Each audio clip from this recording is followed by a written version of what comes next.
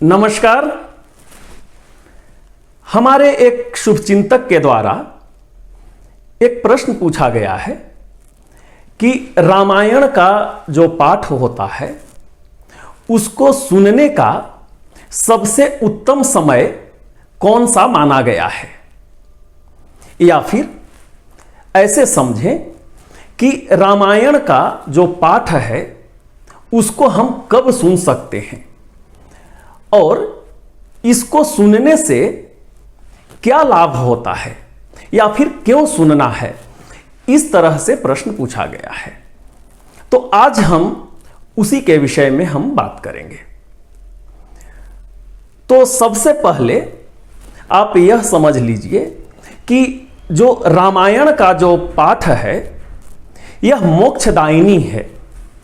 जब भी हम रामायण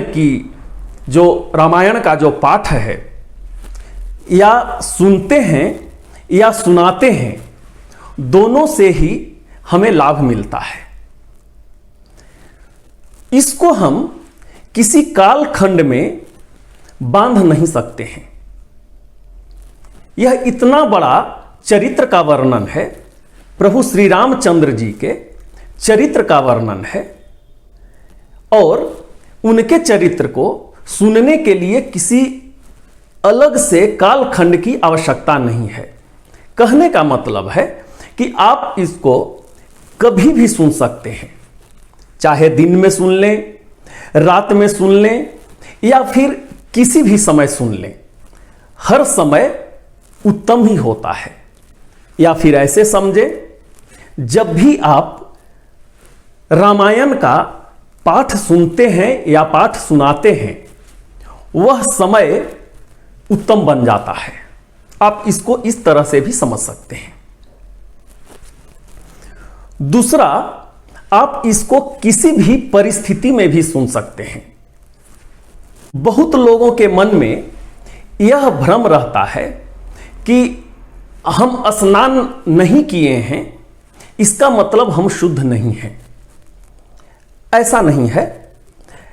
आपकी शुद्धि सिर्फ जल से ही नहीं, बल्कि जल के अलावा भी अलग अलग विधि से आपकी जो आपका शरीर है उसकी शुद्धि हो जाती है। जैसे एक तो जल है ही, दूसरा अग्नि के द्वारा, या फिर जो सूर्य का जो रोशनी है उसके द्वारा आपके शरीर की शुद्धि हो जाती है। दूसरा है मिट्टी के द्वारा भी शरीर की शुद्धि होती है। वायु के द्वारा भी हमारे शरीर की शुद्धि हो जाती है। यहां तक कि मंत्रों के द्वारा भी हमारे शरीर की शुद्धि हो जाती है। तो ये सब हम बात कर रहे हैं बाहरी शुद्धि का, पर हमारा जो आंतरिक शुद्धि है, मन की शुद्धि है, उसको हम कैसे शुद्ध करेंगे? तो मन की शुद्धि, जब हम राम का कथा सुनते हैं तो खुद ब खुद हमारे मन की शुद्धि हो जाती है। ठीक है। तो अगर आप ये सोच रहे होते हैं कि हम बिना स्नान किए हम रामायण का कथा नहीं सुनेंगे, ये अच्छा नहीं है। बहुत लोग ऐसे भी हमसे बात किए हैं कि जब भी हम रामायण पढ़ने का कोशिश करते हैं या फिर हम कहीं कथा सुनने का हम कोशिश करते हैं या फिर हम कोई वीडियो देखते हैं, तो बहुत जल्दी हमारा मन जो है विचलित हो जाता है। 2 मिनट 4 मिनट के अंदर ही हम उसको बंद करके हम दूसरे विषय पर हम चले जाते हैं। यह सब भी पॉसिबल है, ये सब भी पॉसिबल है। वो धीरे धीरे जब आप लगातार इसका श्रवण करने लगेंगे, और सिर्फ श्रवण नहीं, इसको अपने ऊपर लागू करना शुरू कर देंगे। जो राम का चरित्र है, राम का चरित्र सिर्फ सुनने के लिए नहीं है, बल्कि उसका पालन करने के लिए है। तो धीरे धीरे जैसे जैसे आप चरित्र का पालन करना शुरू करेंगे तो आपको खुद ब खुद रुचि भी बढ़ने लगेगी।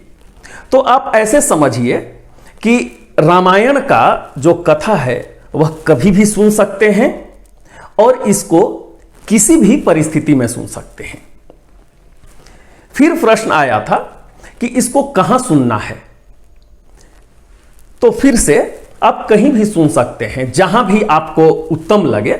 आप अपने घर में सुन सकते हैं, आप किसी मंदिर में जाकर सुन सकते हैं, किसी देवालय में जाकर सुन सकते हैं, किसी धर्म स्थल पर जाकर सुन सकते हैं, किसी दूसरे के घर में भी अगर रामायण का कथा हो रहा है आप सुन सकते हैं और आपको सुनना चाहिए।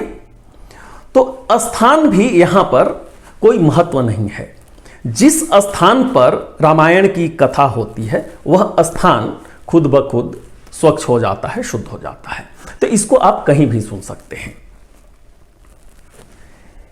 इसके बावजूद भी हमारा धर्म ग्रंथ वाल्मीकि रामायण में वर्णन है कि 3 महीने में कार्तिक, माघ और चैत्र, ये 3 महीने में शुक्ल पक्ष प्रतिपदा से लेकर के 9 दिन का अगर रामायण का नवाह पारायण अगर किया जाए या सुना जाए तो उसका बहुत ही विशिष्ट महत्व बतलाया गया है।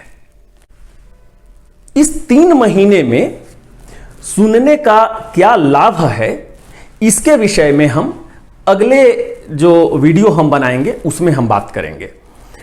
तो हम उम्मीद करते हैं कि यह मेरा विषय आपको पसंद आया होगा, और अगर आपके मन में किसी भी तरह का कोई प्रश्न है तो आप हमारे कमेंट सेक्शन में जाकर के अपना प्रश्न लिखिए, हम उसका उत्तर देने का कोशिश करेंगे। हम ये भी चाहेंगे कि आप हमारे चैनल को सब्सक्राइब कर लीजिए ताकि जब भी कोई नया विषय आए वह सर्वप्रथम आपके पास पहुंचे। तो बहुत ही जल्द हम आपके समक्ष नए विषय के साथ उपस्थित होंगे। तब तक के लिए हम आपसे विदा लेते हैं। बहुत बहुत धन्यवाद। नमस्कार।